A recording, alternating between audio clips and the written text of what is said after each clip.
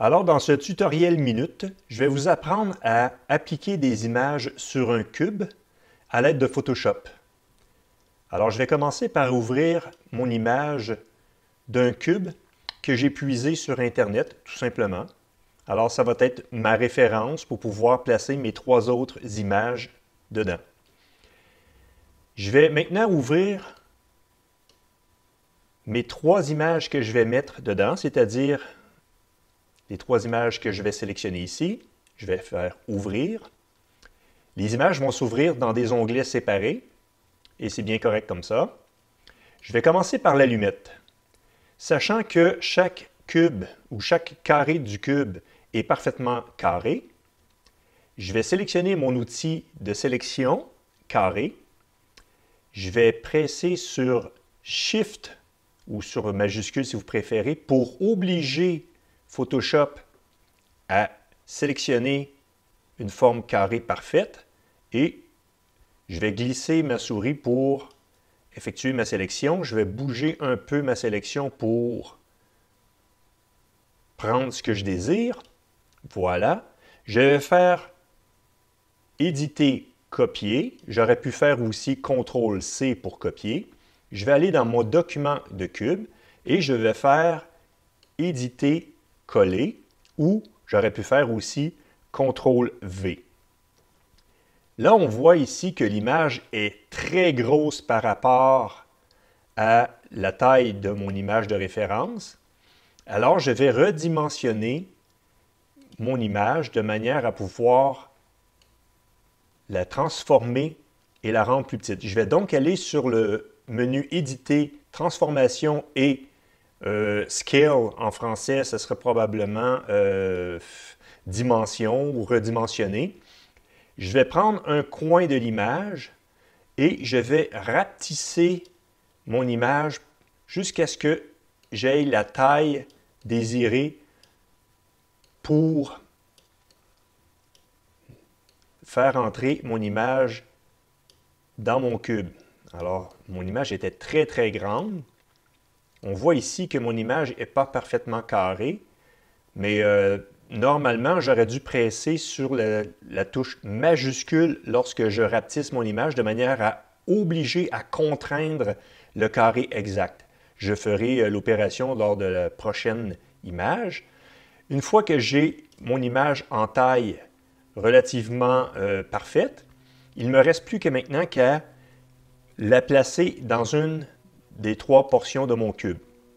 Pour ce faire, je vais commencer par appuyer sur la touche Enter pour accepter le redimensionnement.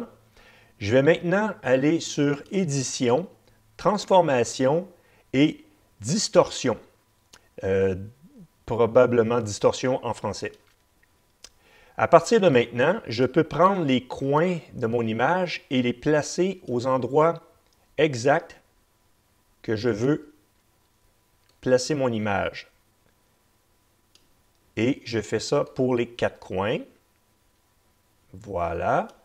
Et pour accepter, je fais Enter. Notre première image est placée dans un des carrés du cube. Je vais faire maintenant la même chose avec les tasses. Alors, je vais sélectionner en m'assurant que je presse sur la touche majuscule ou Shift. Ça m'oblige à sélectionner un carré parfait. Je vais juste déplacer ma sélection. Je fais CTRL-C pour copier. Je m'en retourne dans mon document. Je fais CTRL-V pour coller. Je vais maintenant demander à mon image de pouvoir la réduire. Donc, je vais aller sur Redimensionner. Cette fois-ci, je vais presser la touche Shift ou majuscule et je vais glisser vers le côté, vers le bas, pour diminuer la taille en n'oubliant pas de presser la touche majuscule ou Shift à chaque fois que je la diminue.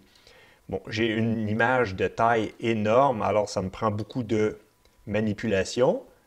J'y arrive toutefois. Voilà. Une fois que mon image est dans une dimension qui correspond pas mal à mon cube, je presse la touche Enter pour accepter le changement. Je retourne sur Éditer. Je m'en retourne dans Transformation et Distorsion. Cette fois-ci, je vais placer mon image sur la portion du haut du cube.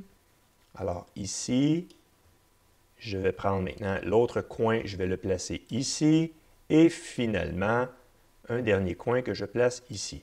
Évidemment, je fais ça rapidement. Je vous invite à effectuer les opérations avec plus de précision. Je presse la touche Enter pour accepter ma modification.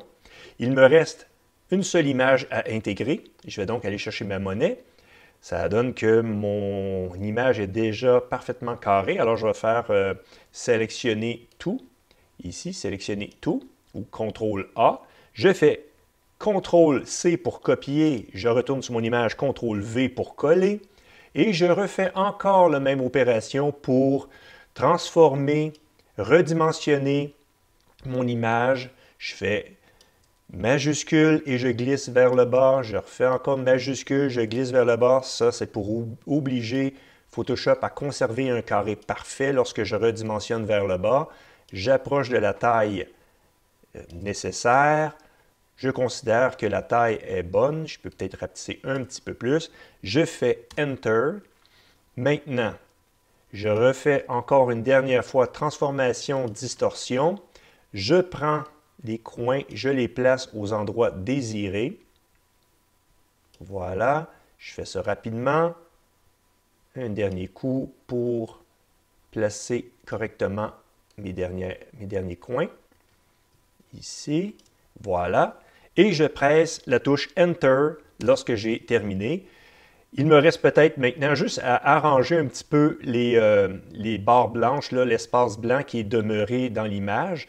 Pour ce faire, je peux aller chercher mon outil pinceau qui est à gauche, m'assurer que je travaille avec la couleur noire. Alors ici, je vais choisir du noir. Ici, je vais ajuster la taille de mon pinceau pour qu'il soit quand même plus petit là, pour pouvoir travailler. La taille est ici. Mettons à quelques pixels seulement, peut-être un peu trop petit. Bon, 12 pixels. Et je vais peindre par-dessus. Évidemment, je fais ça très rapidement. Je ne fais pas attention à ce que je fais. C'est juste pour vous montrer vite fait que je peux par la suite travailler pour améliorer mon contour de bloc. Et en finale, je me retrouve avec mon bloc, mon cube, avec les 3 images intégrées. En espérant que ce tutoriel vous aura aidé à mieux comprendre comment fonctionnent les outils de Photoshop pour pouvoir appliquer des images en perspective. Merci et à la prochaine!